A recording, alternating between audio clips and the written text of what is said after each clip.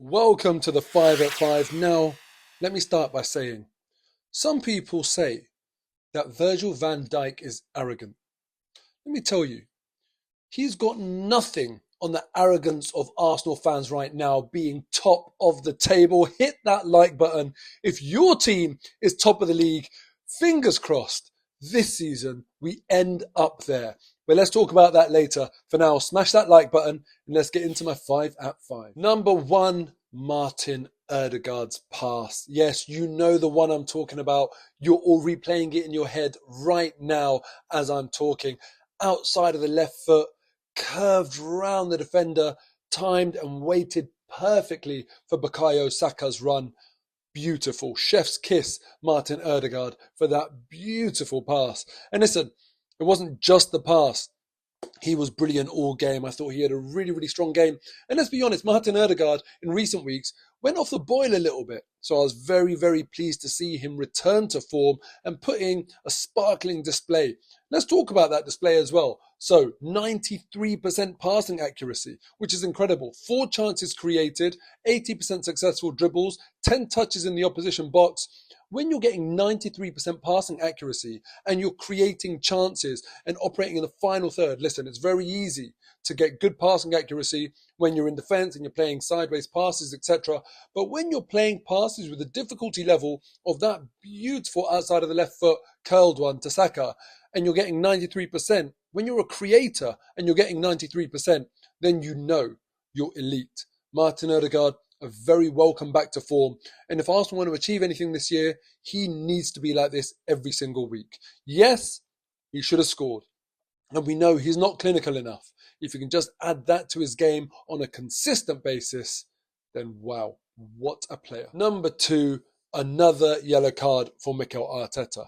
That's 4 now for Mikel Arteta in the Premier League. You've got tough tackling defenders that haven't got as many yellow cards as Mikel Arteta in the Premier League so far this season. He's going to set a record for a manager in terms of yellow cards. But you know what? People would often say this about players like Tevez and Suarez, that what makes them so good is part of that personality that gets them into trouble. And you can't separate them. It's just, we have to accept the good with the bad. And sometimes with Mikel Arteta, I think what makes him such a good manager is that level of intensity, that fire, that passion that also gets him into trouble. But yesterday, let's look at the yellow card. Let's talk about it for a second, because a few minutes before he got the yellow, Ben White got a yellow on Mitoma for pulling him back. A few minutes after that, Mitoma pulls back Saka. We were fortunate in the sense that there were very, very similar incidents, even involving one of the same players, being Mitoma. But looking at the referee, it didn't look like he was going to be consistent in his treatment. He was not looking like he was going to pull out a yellow card for Mitoma.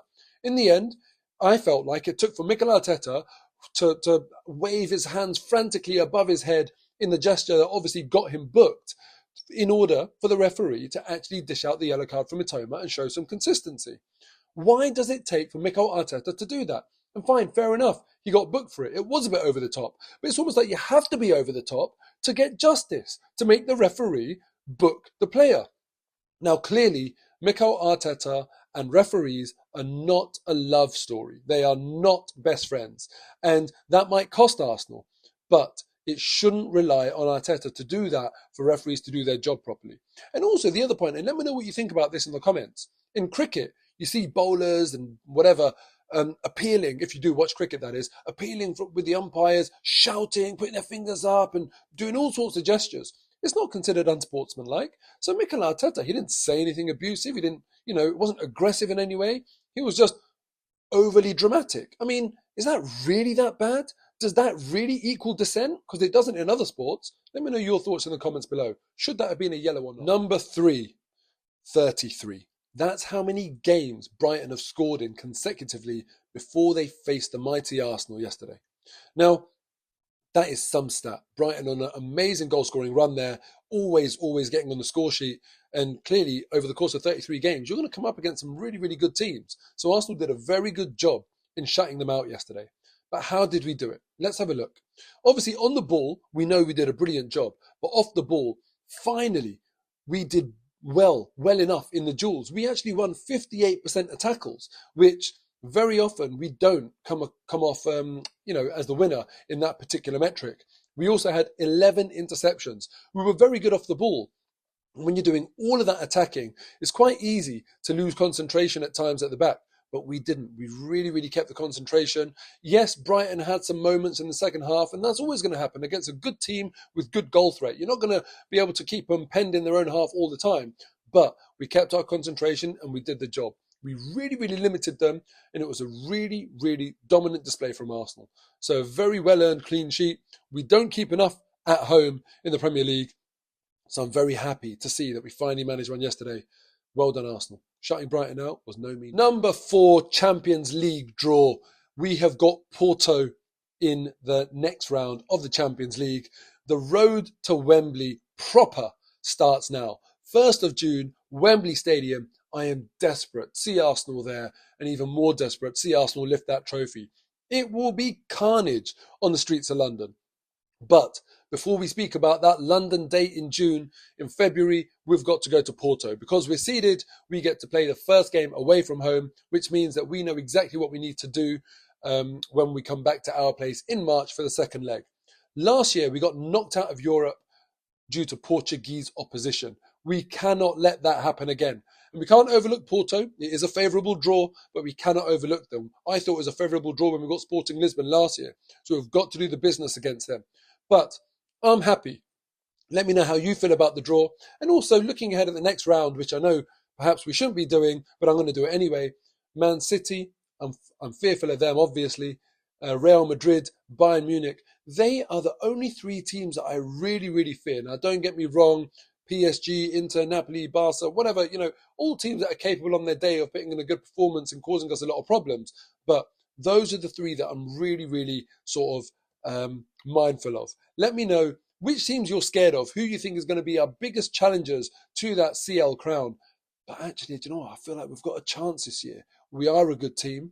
So fingers crossed, we get through the next round with no problems and then get into a really, really meaty part of the competition and get some luck along the way. Number 5, from the Champions League to the Premier League, a huge game coming up next weekend. Liverpool versus Arsenal. Now, if Liverpool can't even beat the circus that is Man United, hopefully that means Arsenal can go there and get some joy. Thing is, we always seem to get beat at Anfield. In recent years, it has not been a positive place for us to go. But fingers crossed, this year is different. Liverpool, they haven't looked convincing. Neither have Arsenal. I feel like on the day, whoever decides, yes, we're going to stamp our authority on the game, can walk away with the 3 points. And hopefully it's Arsenal. But let me know your predictions for that game. Shout outs to anyone that gets it right. I'm going to go for a draw. I still don't see us winning at Anfield. I really, really hope I'm wrong and we go and do the business. We've got a better chance this year than we've had for many, many years. And if we do you think that makes Arsenal the Premier League favourites? If we go to Anfield and win, are we the favourites? Let me know your thoughts in the comments below. That's it from me. Thank you for watching the 5 at 5. The season is going really, really well so far. We haven't even hit top gear. So very, very excited about what's to come. As always, free Palestine. Take care and see you next time.